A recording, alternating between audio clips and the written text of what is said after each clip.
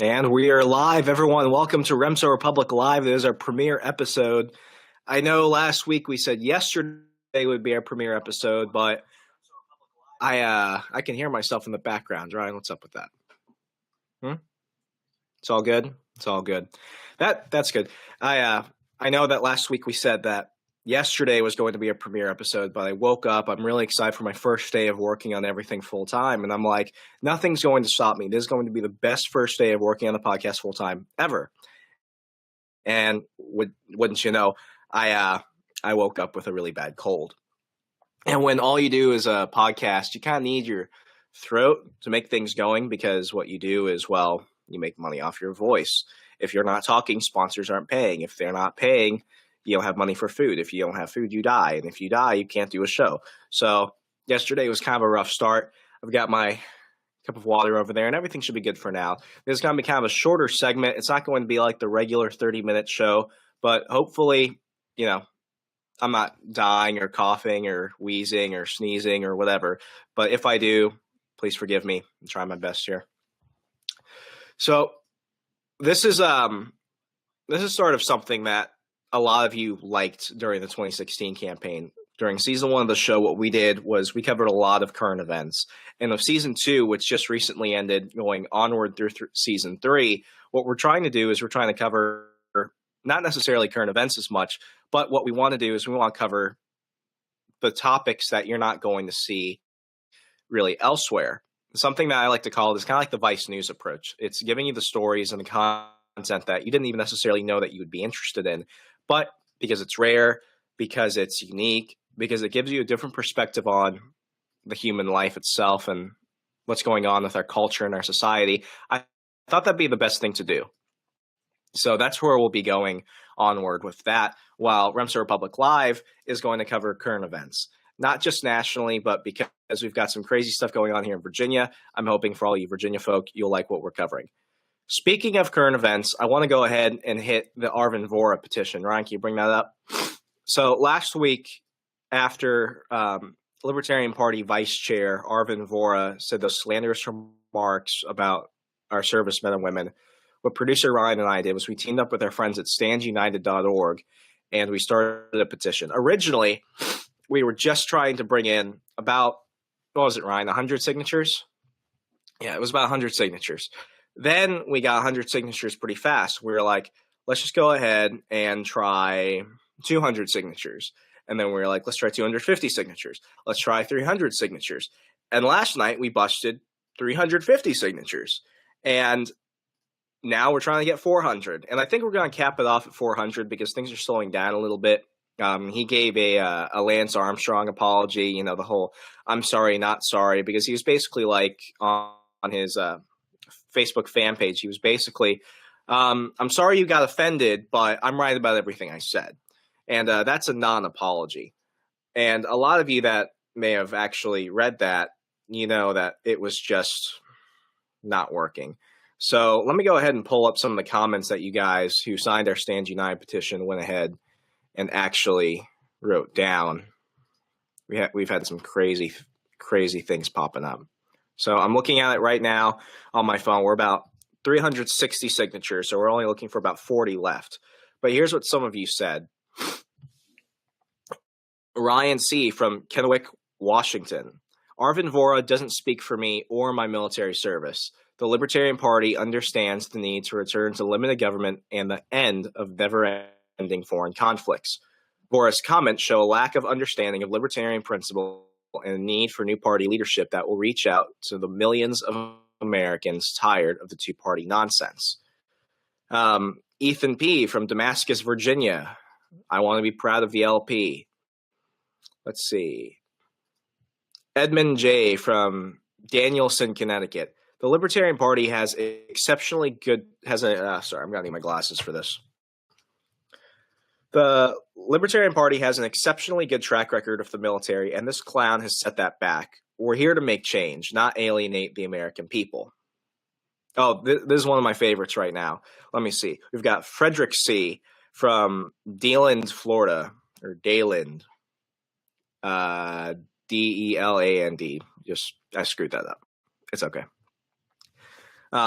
I don't need those for that one. We've got by insulting large numbers of the electorate, he's maintaining the party's fringe status. Personally, I think the naked streaker at the National Convention last year kind of solidified that. But yeah, okay. I can see where he's coming. Okay, Kenneth S. from Virginia Beach, Virginia. Arvin Vohra lacks understanding of the Libertarian Party platform to be a leader if he thinks that he can alienate service members, past and present, as well as their friends and supporters. 30% of the military leans Libertarian versus the less than 5% of the nation we got in the last election. Actually, in the last election, Gary Johnson only got about 2.7%, but, you know, little details. Here's one of my other favorites from Tommy L., Johnson City, Tennessee. The Libertarian Party is anti-war, not anti-defense or anti-veteran. And just to kind of top this off, we've got Stephen H. from Quinton, Virginia, because Arvin Vohra is damaging the LP. If you want, you go ahead to our Facebook page if you want to go ahead and sign it. You can also just go to standsunited.org, and we're on the trending petition section. What we plan on doing is we're going to actually go ahead and email this to every member of the Libertarian Party National Committee, and then to just make sure that they really get it and there's no excuse and they can't say they never got it. I'm going to go ahead and hand deliver it to the Libertarian Party headquarters in Alexandria, Virginia in about a week. So we'll go ahead and keep you updated on that. But thank you everyone who has signed this. It's really easy to be a bully and go after people that can't defend themselves. When it comes to our service members, the biggest thing is this: they're not going to go on TV. They're not going to go ahead and write letters to the editor. They're not going to go ahead and cause a giant stink about this because they're professionals, because they have more important things to do than deal with this Muslim Brotherhood sympathizer. And that's not an accusation without any evidence. Go check out his track record. I'm tired of this. Many of you are tired of this. Already 360 of you have signed our petition, and I can only assume how many other hundreds of thousands of you are upset about that. So we're going to go ahead and keep this going.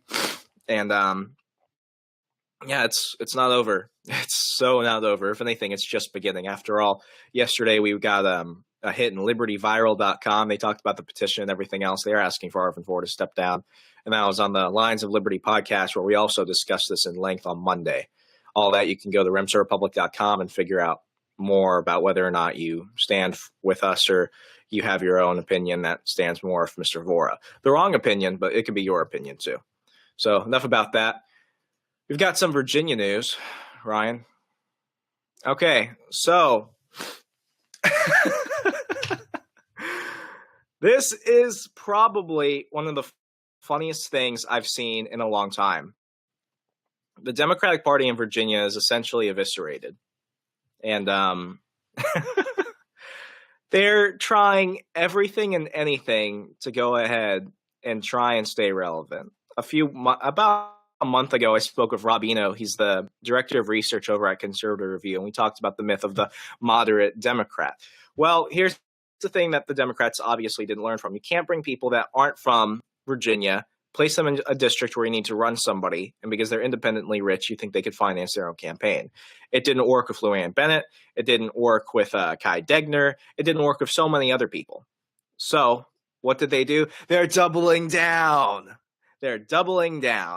But they think they could just change some words around. They think they could just change the way they kind of market themselves. Instead of being the staunch communists like Bernie Sanders, they're going to go ahead and call themselves progressive libertarians.